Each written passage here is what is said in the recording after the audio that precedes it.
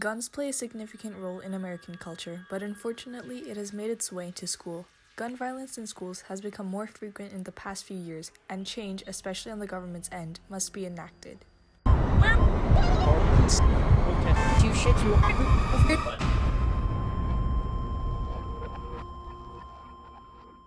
The NRA, National Rifle Association, has a main goal to promote and encourage rifle shooting on a scientific basis, in their words.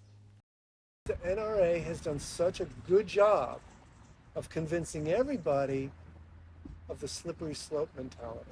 There has been a demonstrated increase in the number of firearms that have been purchased.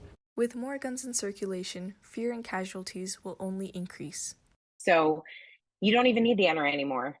You have NRAism. Guns have been so accepted by society and has created a gun culture that can be very harmful for many people, especially the youth.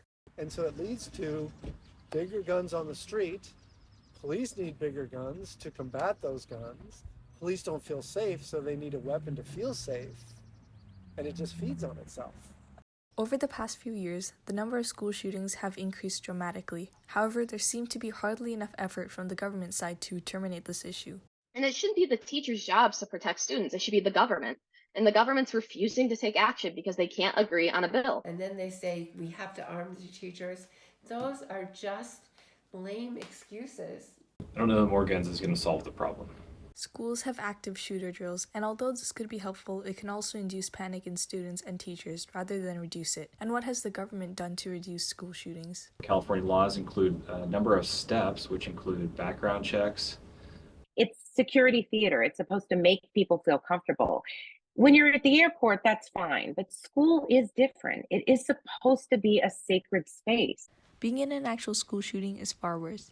At that point, there's almost a guarantee that one will not make it home. With active shooter drills grouped in with other drills for natural disasters, it can make it seem like gun violence is something that cannot be controlled. Withdrawing from the family activities, withdrawing from school activities, those are the red flags that parents have to watch for. Trauma pulls people away from who they were before the incident. They can have a reduction in experiencing positive emotions. They can feel a lot of fear or guilt sometimes. There's survivor's guilt or even guilt like I should have done something and I couldn't. After a school shooting, negativity lingers around for a long time.